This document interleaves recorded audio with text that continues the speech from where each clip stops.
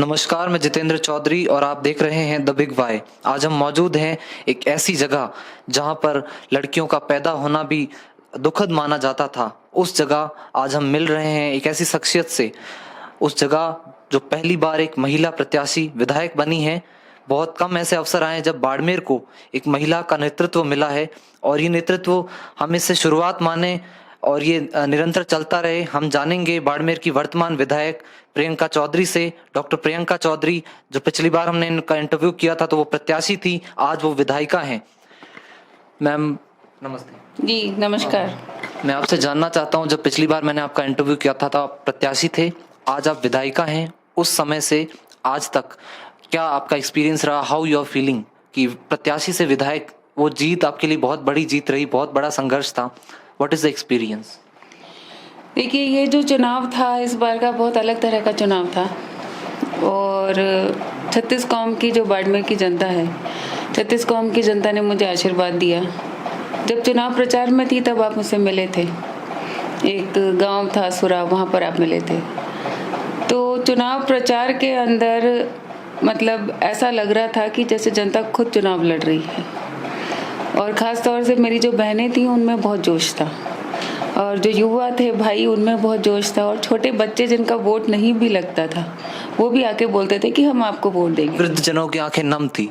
बिल्कुल, जो बुजुर्ग थे उनकी आंखें नम थी। वो क्योंकि देखिए, मेरे जो दादाजी हैं गंगाराम जी, वो दुनिया में नहीं है अब, लेकिन हर बुजुर्ग ने यही समझा कि ये हमारी बेटी है या हमारी पोती है, तो उन सब ने आशीर्वाद दिया। और चुनाव मैंने नहीं लड़ा, बाड़मेर की जनता ने लड़ा और निश्चित रूप से जो उनका सपना था, जो उनका आशीर्वाद था, इस वजह से मुझे एक बहुत बड़ी जिम्मेदारी मिली। राजस्थान की विधानसभा में उनकी आवाज़ उठाने का जो मौका मिला, अच्छा लगता है, क्यों नहीं लगेगा, क्योंकि 20 सालों की मेहनत थी वो सफल हुई। और जो एक संकल्प लेकर आई थी कि जनता की सेवा करनी है, वो जब सेवा करने का मौका मुझे मिला तो निश्चित रूप से खुशी बहुत हुई। लेकिन हाँ, इस खुशी के साथ एक बहुत बड़ी जिम्मेदारी का एहसास भी हुआ, क्योंकि राजस्थान विधानसभा में जब पहला कदम रखा था, उस हॉल में, एक सदन में कदम रखते ही मुझे एहसास हुआ कि एक बहुत बड़ी जिम्मेदारी मेरे कंधों पर पूरी जनता ने दी है और उस जिम्मेदारी को आने वाले समय में बहुत अच्छे से निभा पाऊँ। ईश्वर से यही प्रार्थना की कि मुझे इतनी शक्ति दे कि जनता के भरोसे पे हम पूरे खरे उतर सकें। विधानसभा भवन जब आप पहुंचे तो आपको आपके दादाजी की याद आई? डेफिनेटली, क्योंकि देखिए उन्होंने तो 8 बार इस विधानसभा में बाड़मेर की जनता के प्रतिनिधित्व किया था। तो विधानसभा में छोटी थी, उनके साथ जाती थी, पहले गई हुई थी, लेकिन तब ठीक है, गंगाराम जी दादाजी विधायक थे या मंत्री थे तब जाते थे, उनको सुनने जाते थे, उनको देखने जाते थे। तो वहाँ जब कदम रखा तो मुझे लगा कि गंगाराम जी और जनता ने जो मेरे ऊपर एक भरोसा किया है, विश्वास किया है, तो उनसे भी मैंने तो यही दिमाग में आया कि मुझे उनका आशीर्वाद निरंतर मिलता रहे ताकि मैं उनके भरोसे पे खरी उतर सकूं। शायद उस विधानसभा भवन को भी नहीं पता होगा, वो छोटी सी लड़की जो कार्यवाही देखने आई है आज विधायिका है। पहले आपको प्रियंका जी कह के संबोधित करते थे। संबोधन हो, बातचीत का तरीका हो, जो इमोशंस है मारवाड़ में बड़े मैटर करते हैं। प्रियंका जी, अब कहते हैं विधायिका जी अगर कोई कहे, कैसा फील होता है आपको? देखिए, ये गलत है, पहले मुझे सब लोग मैडम कहते थे। सॉरी, आई अपोलोजाइज। यस, तो पहले मुझे मैडम कहते थे, लेकिन जब से ये चुनाव हुआ तो इसमें ये चुनाव हुआ कि सबने मुझे या तो बहन माना या जो बुजुर्ग थे उन्होंने अपनी बेटी माना और एक नया रिश्ता जुड़ा। तो अब मैडम कहना ना तो वो पसंद करते हैं ना मैं पसंद करती हूँ, तो अब एक नया है, वो विधायिका जी भी नहीं कहते हैं, अब तो या तो बाईसा कहेंगे या बहन जी कहेंगे। तो ये जो नया रिश्ता इस चुनाव से जुड़ा है, विधायिका जरूर हूँ लेकिन एक नए रिश्ते को वो भी निभा रहे हैं और मैं भी निभा रही हूँ। तो बाड़मेर प्रियंका का परिवार बन चुका है, जो परिवार की जो मुहिम चल रही है इंडिया में। हम शुरुआत से जाने, आपके दादाजी के समय से, परदादाजी के समय से, आप जब छोटी थी, आपने बचपन कैसा था आपका, उसके बारे में कोई किस्से कहानियां, how was the politics of that time, आपके दादाजी कैसे पॉलिटिक्स करते थे, क्या इन्फ्लुएंस हुआ कि आप पॉलिटिक्स में आई? स्टडीज आपकी बहुत अच्छी रही हैं, आप पीएचडी कर चुके हैं, डॉक्टर लगता है डॉक्टर प्रियंका, तो सबको सुन के भी लगता है हाँ बहुत पढ़ी लिखी, फिर यहाँ गाँव में आकर और ये सब करना, पॉलिटिक्स कैसे इसकी तरफ? देखिए, मेरा जो जीवन है एक बहुत बड़ा सफ़र है। बचपन से एक राजनीतिक परिवार में जन्म लिया, तो शुरू से राजनीति देखी है। परदादा जी 1957 में पहली बार विधायक बने थे, उनको मैंने नहीं देखा।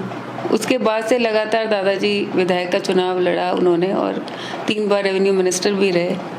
तो घर में राजनीति तो हमेशा से रही, लेकिन घर में जैसे आज का माहौल है कि अगर राजनीति में कोई एक परिवार का सदस्य आ जाता है तो उस परिवार का सबका बात करने का अंदाज अलग हो जाता है, या कहें कि व्यवस्थाएं बदल जाती हैं। लेकिन मैंने तो बचपन से ही देखा और मैंने कभी ऐसा महसूस नहीं किया। गंगाराम जी के पास जब लोग आते थे तो सबको बराबर एक नज़र से देखते थे, सभी को समान समझते थे, चाहे अमीर आ जाए, चाहे गरीब आ जाए, चाहे किसी भी जाति का आ जाए, चाहे किसी भी धर्म का आ जाए। और वही सीखा है बचपन से, और वही मैं निभा रही हूँ। हम जब छोटे थे तो हमने कभी स्कूल में नहीं कहा कि हमारे दादाजी मिनिस्टर हैं या एमएलए है, हम कहते ही नहीं थे। हमेशा एक आम परिवार की तरह जीवन जिया। टीचर को तो पता होगा? नहीं, किसी को नहीं पता होता था, ना टीचर को पता होता था, ना प्रिंसिपल को न पता होता था। वो सिर्फ इतना जानते थे कि प्रियंका चौधरी है और ये अच्छा पढ़ती है, अच्छे मार्क्स। कहाँ से स्कूलिंग किया? जयपुर में ब्राइटलैंड स्कूल से स्कूलिंग की थी। रेवेन्यू मिनिस्टर की पोती हैं और किसी को पता नहीं, ऐसा नहीं हो सकता। टीचर्स को तो पता होगा। आप बिलीव ही नहीं कर रहे हैं, ये ऐसा समय था, हम तो बोलते ही नहीं थे, किसी को नहीं पता था। ना हम सरकारी गाड़ी में कभी स्कूल जाते थे, ना सरकारी गाड़ी कभी हम कॉलेज के लिए यूज करते थे, किसी को नहीं पता था। इनफैक्ट जब कभी किसी को बाई चांस पता चलता तो कहते थे, अरे आपने तो बताया ही नहीं, तो मैं इसमें बताने की क्या बात है। तो हमने तो हमेशा एक साधारण जीवन जिया है, क्योंकि कहते हैं ना कि खानदान से कोई चीज़ चली आती है तो जैसा देखते हैं, जैसा वही सीखते हैं, और वही सीखा, और आज भी वही जीवन जी रहे हैं। इलेक्टोरल पॉलिटिक्स में होने के बाद भी राजनीतिक नहीं लगती, अब भावनात्मक ज्यादा लगती है। मैंने चुनाव के टाइम भी घूम के देखा। ऐसा कोई किस्सा बचपन का? शरारती थी आप स्कूल टाइम में, या किस तरह का आपका जो था नेचर? देखिए, ऐसा है कि मैं इमोशनल शुरू से रही हूँ, और मुझे लगता है कि इमोशनल होना भी चाहिए, क्योंकि अगर आप सेंसिटिव नहीं होंगे तो लोगों की पीड़ा को कैसे समझेंगे, लोगों की तकलीफ को कैसे समझेंगे। तो मैं ये मानती हूँ कि ये एक एडिशनल क्वालिटी है टू बी सेंसिटिव। और बचपन से मेरा जीवन मैं पढ़ाई में बहुत अच्छी रही और हमेशा अच्छे मार्क्स लाती थी, और स्पोर्ट्स में मेरी बहुत इंटरेस्ट था। एक्स्ट्रा करिकुलर एक्टिविटीज़ स्कूल में कोई होती थी तो हमेशा पार्टिसिपेट करती थी। कॉलेज में अपनी क्रिकेट टीम की वाइस प्रेसिडेंट रही, मैचेस खेलती थी क्रिकेट के। और उसके बाद जो आप डॉक्टर की बात कर रहे हैं वो पीएचडी नहीं है, करेक्ट कर दूं? Dental. Yes, I have done BDS, मैंने बीडीएस किया। सो वो भी मेरे लिए एक बहुत बड़ा चैलेंज था, क्योंकि मैंने बीएससी की और एमए किया। एमए के बाद फैमिली लाइफ थी, मेरी शादी हो चुकी थी। कॉलेज में तो पता होगा मंत्री जी की पोती। मैं आपको बार बार कह रही हूँ, किसी को नहीं पता था। कभी छात्र संघ चुनाव का नहीं सोचा आपने? सब पॉलिटिक्स में उस वक्त इंटरेस्ट नहीं लिया। कैसे इंटरेस्ट? मैं बिल्कुल नेचुरल अपना चल रही थी कि मुझे पढ़ाई करनी है, एम था डॉक्टर बनना है। उस वक्त सिलेक्शन नहीं हुआ, कुछ वेटिंग लिस्ट में आके रह गया था, तो पॉलिटिक्स का उस वक्त दिमाग में नहीं था, और अपनी स्टडीज पे ज्यादा फोकस थी मैं। किस्सा आपने इलेक्शन टाइम में बताया आपके बेटे के रिगार्डिंग, फिर आपका पॉलिटिक्स की तरफ रुझान बढ़ा। देखिए, जीवन में बहुत सारी घटनाएं होती हैं। मेरे जो हस्बैंड थे, उनका जब एक्सीडेंट हुआ तो वो परिस्थितियां ऐसी बनी कि मुझे वापस से पढ़ाई स्टार्ट करनी पड़ी, और मैंने उसके बाद बीडीएस किया। सो ठीक है, जीवन में कुछ ना कुछ इवेंट्स होते हैं, ठोकरें हम खाते हैं, और वो ठोकरें, मैं कहती हूँ, मुझे ऐसा लगता है कि जब कोई ठोकर लगती है या कोई स्ट्रगल होता है, कोई संघर्ष होता है, तो निश्चित रूप से आप ये समझ लो कि जीवन को वो एक नई दिशा में ले जाने वाला है, आगे ले जाने वाला है। तो ऐसे इंसिडेंट्स कई होते हैं। और जब आप जो कहते हैं कि इमोशनल और सेंसिटिव, हाँ इमोशंस थे, सेंसिटिव थी। तभी ये सोचा कि अगर वाकई में जनता के लिए कुछ करना चाहते हैं तो पावर चाहिए, और उस पावर के लिए राजनीति में आना चाहिए। तो राजनीति में यहाँ आ गई। If I ask you personal, आपकी शादी जब हुई, it was a love marriage और arrange? Arranged. Okay, arrange marriage. जब आपके हस्बैंड की डेथ हुई, बहुत दुखद था, I am sorry for that. आपके बेटे का जन्म, एक बेटे की माँ, इकलौती माँ, आपने कैसे उनको पाला पोसा? रिस्पॉन्सिबिलिटीज तो बहुत बढ़ गई होंगी, वो स्ट्रगलिंग पीरियड। देखिए बहुत टफ टाइम था। उस टाइम को याद करते हैं तो वाकई में लगता है कि बहुत मुश्किल समय था, क्योंकि बेटा बहुत छोटा था, 3 साल का था जब एक्सीडेंट हुआ। और उसके बाद चूंकि मेरी ऐसी कोई एजुकेशन नहीं थी कि मैं कुछ अर्न कर पाऊँ, तो फैमिली ने डिसाइड किया था कि फिर से इनको टेक्निकल एजुकेशन दिलाई जाए ताकि ये किसी पर डिपेंडेंट ना रहे। और उस वक्त मुझे औरंगाबाद जाना पड़ा। फर्स्ट ईयर मैंने वहाँ से किया, तो छोटे बेटे को मैं यहाँ अपने पेरेंट्स के पास छोड़ के गई। तो उसको जो बड़ा, मेरे बेटे को बड़ा करने में बहुत बड़ा जो सपोर्ट है, मैं मानती हूँ कि मैं बहुत लकी हूँ कि मैंने इस फैमिली में बेटी बन के आई, क्योंकि आज जो मैं आपके सामने हूँ इसके पीछे मेरा फैमिली का जो सपोर्ट है। मेरे पेरेंट्स, मेरे उस वक्त दादा दादी थे। कितना लाड था आपके दादाजी का आपके प्रति? बहुत था, क्योंकि जब मेरा बर्थ हुआ था, जैसा भी आपने कहा, ऐसे क्षेत्र से आते हैं जहाँ बेटी के पैदा होने पे दुख मनाया जाता है।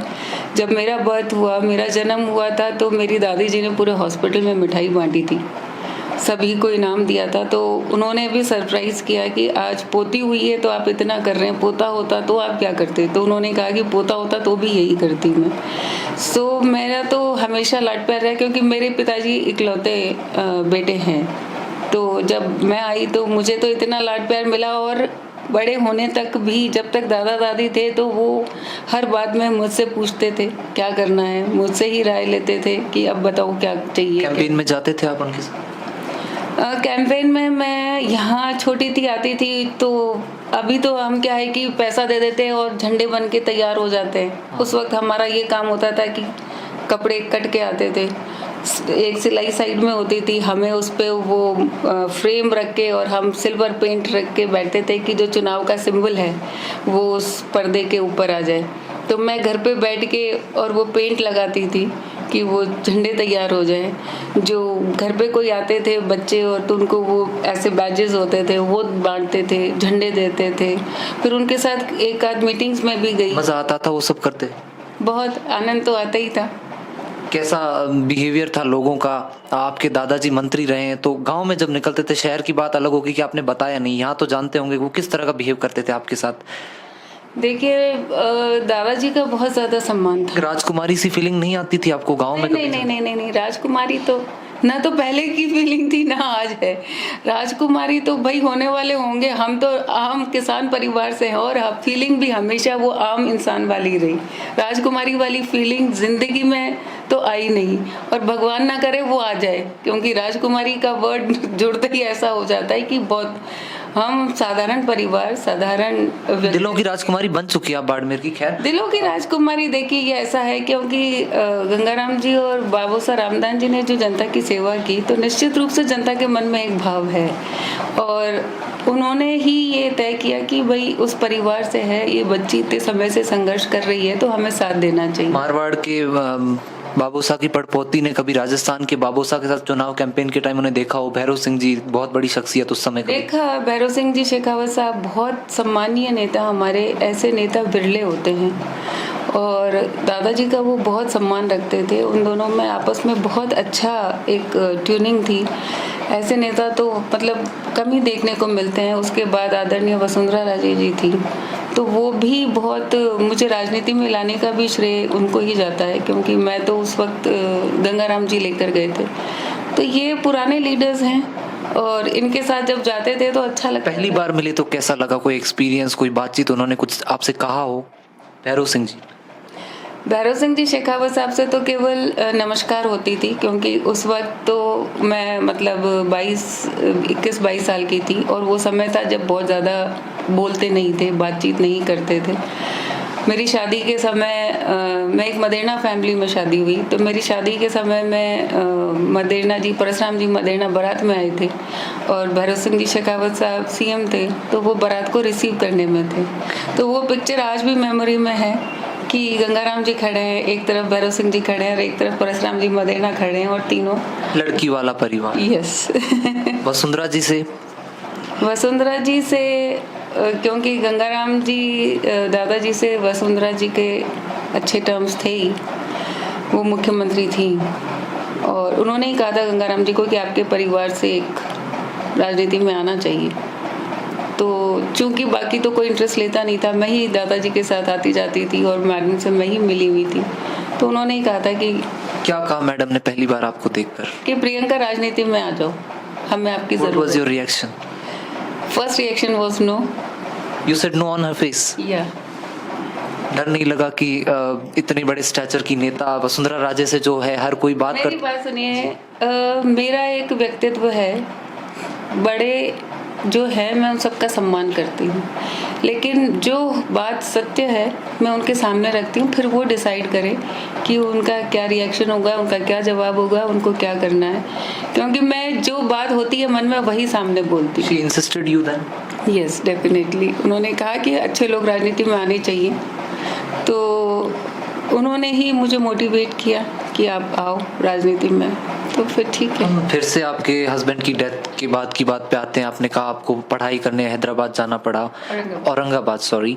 8 बार के विधायक और मंत्री, उनकी पोती, जब उनके हस्बैंड की डेथ होती है तो ऐसी आर्थिक स्थिति कैसे उत्पन्न हुई? अनबिलीवेबल है ये कि आपको जॉब करने जाना पड़ा। इस तरह के परिवार से आप बिलोंग कर रही है, मैंने आपके ऑफिस को देखा, घर को देखा, तो ये सबूत है उस चीज़ का। हाउ इज इट पॉसिबल, बताइए लोग। देखिए ऐसा है कि आर्थिक स्थिति का मतलब ये नहीं है कि आपके पास, ठीक है आपके पास प्रॉपर्टी हो सकती है, आपके पास लैंड हो सकता है, आपके पास गोल्ड हो सकता है, but you need to work. आपको एक डिग्री होनी चाहिए, आपके पास एजुकेशन होनी चाहिए, उसके बाद either you do go for a government job और यू डू प्राइवेट जॉब और you do a business, but definitely some kind of technical degree is required. तो मुझे जो डॉक्टर बनाने भेजा यही था कि एक बार हम डिग्री इसको करवाएं, उसके बाद चाहे ये प्राइवेट अपना क्लिनिक स्टार्ट करें या कुछ करें, because work is necessary. And वो फेज़ ऐसा था कि हम दिमाग में कुछ और नहीं आ रहा था कि क्या करना चाहिए, एंड चूंकि घर में सब डॉक्टर हैं, सो डिसीजन ये किया गया कि मेरे फादर डॉक्टर, भाई डॉक्टर, भाभी भी डॉक्टर, तो डिसाइड ये किया गया कि डॉक्टर ही बनाए। तो डॉक्टर बनने के बाद उसके बाद डिपेंड करता है कि भाई मुझे जॉब करनी है या क्या करना है, एटलीस्ट एक कॉन्फिडेंस भी बढ़ता है। लेजर टाइम के क्या शौक हैं आपके? स्पोर्ट्स में आपने कहा रुचि रही, कौन सा स्पोर्ट्स, कैसे गाने पसंद है आपको, किताबें पढ़ना पसंद है कि नहीं? पहले मुझे किताबें पढ़ना बहुत पसंद था, बहुत ज़्यादा पसंद। किस तरह की? किसी भी तरह। नोवेल, बायोग्राफीज और फिक्शन? नॉवेल्स तो नहीं, बहुत लंबी होती है, इतना समय नहीं मिलता कि वो नॉवेल कंप्लीट कर पाएँ, but definitely any kind of reading material, वो मुझे हमेशा से बचपन से शौक रहा है। और इसकी आदत दादाजी ने भी डाली थी कि आपको पढ़ते रहना चाहिए कुछ ना कुछ, कहीं कुछ नहीं तो डिक्शनरी बचपन में। लास्ट वर्ड्स क्या थे उनके आपको? उन्होंने कुछ नहीं कहा था, बस सिर पे हाथ रखा था और स्माइल किया, और उसके बाद मुझे ध्यान नहीं है बिकॉज वो वेंटिलेटर पे थे। How was that feeling for you? I don't want to remember that time. I understand. So now you are an MLA. I asked you the questions in last interview. Vision क्या है आपका? Public private partnership, Barmer में employment कैसे generate हो? आप महिला विधायक है तो ऑफ कोर्स आपकी प्राथमिकता महिलाएं होंगी, बहनों ने आपका बड़ा सपोर्ट किया इलेक्शन के टाइम में। क्या विजन है आपका फॉर द नेक्स्ट 5 years? देखिए नेक्स्ट 5 years में विजन कंप्लीट होगा कैसे होगा, बिकॉज विजन बहुत बड़ा है। अगर यहाँ की एजुकेशन सिस्टम की बात करें, बिकॉज एजुकेशन मेरा फर्स्ट फोकस रहता है, तो एजुकेशन सिस्टम यहाँ पर बहुत अभी इम्प्रोवाइज़ करने की ज़रूरत है। यहाँ के बच्चे जब तक यहाँ की एजुकेशन प्रॉपर नहीं होगी तब तक उनको जो चाहिए, जो एम्प्लॉयमेंट चाहिए, वो पॉसिबल नहीं है। यहाँ की कॉलेजेस की कंडीशन आप देख लीजिए, क्या कंडीशन है। पीजी कॉलेज की हालत देखिए। पीजी कॉलेज का एक किस्सा, अभी कुछ दिनों पहले एक राजनीतिक घटनाक्रम, विजन से हट के बीच में उस इंसिडेंट पे आ गए। सो बहुत कुछ करना है एजुकेशन के लिए। यहाँ गर्ल्स कॉलेज है, पीजी कॉलेज है, ऐसे सब्जेक्ट्स हैं जिनमें यहाँ के बच्चे आगे आना चाहते हैं। सब for example Hindi, PG college में हिंदी सब्जेक्ट ही नहीं है, तो इंफ्रास्ट्रक्चर तो आप देख ही रहे हैं कैसा है। तो एजुकेशन सबसे पहले स्ट्रॉन्ग करनी बहुत ज़रूरी है। एम्प्लॉयमेंट है तो यहाँ के बच्चों का, ये मैं कहती हूँ कि ठीक है यहाँ की धरती हमें बहुत कुछ दे रही है, लेकिन कंपनीज है वो इन बच्चों को कुछ प्रोवाइड नहीं कर रही है, उसमें भी बहुत सारा वर्क करने की ज़रूरत है। मेन ड्रिंकिंग वाटर की अभी भी समस्या है। आपने Basic कहा था हम चंद्रयान की बात करते हैं, पानी नहीं है, तो वो चैलेंज। मैं कह रही हूँ कि अभी भी हम जो बेसिक एक रिक्वायरमेंट होती है पीने का पानी, वो भी हम अभी तक प्रोवाइड नहीं करवा पा रहे हैं। और ये सारे, अगर सबसे पहला तो मेरा ये है कि पानी तो मिले कम से कम। Isn't it tough? आप निर्दलीय एमएलए हैं, सरकार किसी और की है, don't you find it tough to work so easily? नहीं, ऐसा नहीं है। मैं मानती हूँ कि अगर हम सच्चे मन से मेहनत करेंगे, मैं मेरे लिए नहीं मांग रही, जनता के लिए है। चलो इन 5 लोगों को नहीं देना हो तो जिन 5 लोगों को देना उनको देंगे तो सही, इन्हीं का तो भला होगा, बिकॉज काम तो होना ही। अल्टीमेटली इट्स पॉलिटिक्स, तो राजनीति तो हावी होती है हर जगह। कोई बात नहीं, राजनीति में है, पहले भी कभी स्ट्रगल से डरे नहीं है, आगे भी डरेंगे नहीं। जनता का काम है, जनता का काम करवाएंगे। एक हॉस्पिटल का निरीक्षण किया आपने, न्यूज़ में आता है, जब निरीक्षण होता है तब आता है विधायक आए, उसमें आपने बहुत सारी कमियां देखी। उसके बाद क्या सॉल्यूशंस निकले? आज वहाँ कैसी स्थिति है उसके बारे में? बहुत ज़्यादा सुधार अभी भी नहीं हुआ है। इमीडिएट कुछ उन्होंने एक्शन लिए थे, कुछ जो बिल्कुल ही लिटरली गड्ढे थे वो भरने का काम उन्होंने ज़रूर किया है, लेकिन बहुत ज़्यादा इम्प्रूवमेंट अभी भी नहीं है। पानी कैसे लाएंगे बाड़मेर में आप? पानी तो हम कौन होते हैं लाने वाले? पानी तो देखिए ऐसा है कि यहाँ नहर का पानी आ रहा है ना, और पानी यहाँ सफिशिएंट है। मैंने अभी मीटिंग हुई थी उस मिनिस्टर्स की, तो उसमें भी कहा था डिवीज़न की, पूरे डिपार्टमेंट की, कि पानी तो सफिशिएंट है। पहले पानी नहीं था, अब पानी आ गया, फिर कहते हैं कि इंफ्रास्ट्रक्चर नहीं है। अब पाइपलाइंस जेजेएम मिशन के तहत घर घर पाइपलाइन बिछ रही है। अब प्रॉब्लम यह है कि प्रॉपर डिस्ट्रीब्यूशन वो नहीं हो पा रहा, उसमें बहुत सारी खामियां हैं, बहुत सारे लूप होल्स हैं। कहीं कर्मचारियों की कमी है, कहीं बहुत सारी वेकेंट पोस्ट पड़ी हैं, मतलब जहाँ 15 कर्मचारी होने चाहिए वहाँ सिर्फ 2 लगे हुए हैं, वो कैसे संभाल सकते हैं? तो ऐसी कुछ कमियां हैं, तो आशा करते हैं कि आने वाले समय में वो कमियां पूरी होगी और काम कर पाएंगे। पड़ोसी विधायक हैं रविंद्र सिंह भाटी, निर्दलीय हैं, इन्हीं मुद्दों पर वो भी चुनाव जीते और पानी की मांग, उनसे आपका तालमेल कैसा है? देखिए, पानी का तालमेल हमारे पूरे जिले से संबंध रखता है, केवल ये बाड़मेर और शिव की बात नहीं है। दोनों निर्दलीय हैं, दोनों का चुनाव रोचक रहा, तो आपके रिलेशंस कैसे हैं पॉलिटिकली? मेरे रिलेशन सबसे अच्छे हैं, केवल रविंद्र सिंह जी क्यों, बाकी जितने एमएलएज हैं सबसे अच्छे हैं, पूरे कांग्रेस वाले एमएलएज हैं उनसे भी अच्छे हैं, सबसे अच्छे। ज्यादा किससे हैं, कांग्रेस वालों से या बीजेपी वालों से? सबसे अच्छे हैं। देखिए, ये हमने गंगाराम जी से सीखा है। पॉलिटिक्स अपनी जगह है, पार्टीज अपनी जगह है, लेकिन व्यक्तिगत जो रिश्ते होते हैं, संपर्क होते हैं, वो तो सबसे ही होते हैं, तो सबसे अच्छा है। फैमिली टाइम, अभी आप पॉलिटिक्स में अपने बेटे को टाइम दे पाते हैं? घूमने का शौक है, कहाँ कहाँ आप घूमे? देखिए, ये तो मुझे घूमना बहुत पसंद है, और बाकी भी जैसे आपने कहा रीडिंग की बात की, घूमना और म्यूज़िक सुनना, स्विमिंग, आपका क्रिकेट, बैडमिंटन, सारी चीज़ें हैं। लेकिन अब जब पॉलिटिक्स में आ जाते हैं तो थोड़ा सा पर्सनल लाइफ जो होती है। शिकायत नहीं करते बेटे आपसे कि बेटे से ज्यादा आपके लिए दूसरी चीजें जरूरी हैं? ऐसा नहीं है, बेटा मुझे सपोर्ट करता है, बिकॉज वो जानता है कि उसकी माँ ने एक सपना देखा है, तो वो सपना तभी पूरा होगा जब जनता के बीच में रहेंगे। वो कभी शिकायत नहीं करता। माँ ने बेटे के लिए कोई सपना देखा है पॉलिटिक्स में? पॉलिटिक्स में नहीं, पॉलिटिक्स में बेटे के लिए कोई सपना नहीं है। बेटे के लिए सिर्फ इतना सपना है, उसको मैंने बचपन से सिखाया है, कोई भी बात हो मुझसे आके शेयर करो। दूसरी बात, कुछ और बनो ना बनो, अच्छे इंसान ज़रूर बनो।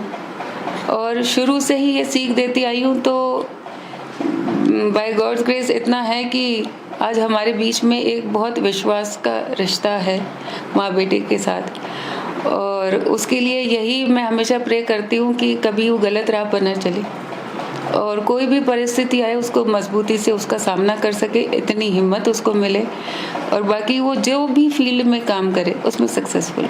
आगे का आपका क्या प्लान है? कोई राजनीतिक दल, कभी किस दल की तरफ आप रुख करना चाहेंगे? अभी तो हम जनता के दल में, भविष्य के गर्त में क्या छुपा है वो तो भविष्य ही जानता है। बाड़मेर विधानसभा की बेटी, कभी कोई प्लान है पूरे संभाग स्तर पर या इस तरह उभरता हुआ चेहरा बनने की कोई ख्वाहिश आपकी? मेरी ख्वाहिश सिर्फ जनता की सेवा करना है, इसीलिए आने वाले समय में क्या होगा देखते हैं। बहुत बहुत धन्यवाद आपका, बहुत अच्छा लगा आपके बारे में जानकर।